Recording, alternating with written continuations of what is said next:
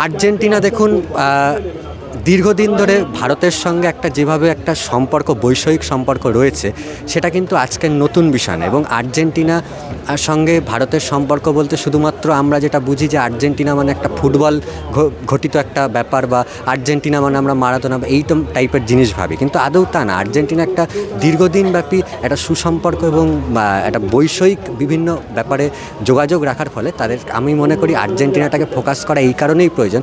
তার কারণ হচ্ছে আর্জেন্টিনার বিভিন্ন জিনিস সেটা কিন্তু ভারতবর্ষে যখন আসে এবং ভারতবর্ষে যখন এই জিনিসগুলো আনা হয়, সেই ক্ষেত্রে কিন্তু আর্জেন্টিনা একটা অবদান অনস্বীকার্য। অতএব এই ক্ষেত্রে আমি বলবো যে আর্জেন্টিনার গুরুত্বটা থাকা কিন্তু এই বইমেলায় অত্যন্ত গুরুত্বপূর্ণ। খুব সুন্দর একটা দেশ আমাদের। আর্জেন্টিনার সঙ্গে একটা অত্যন্ত সুসম্পর্ক রয়েছে।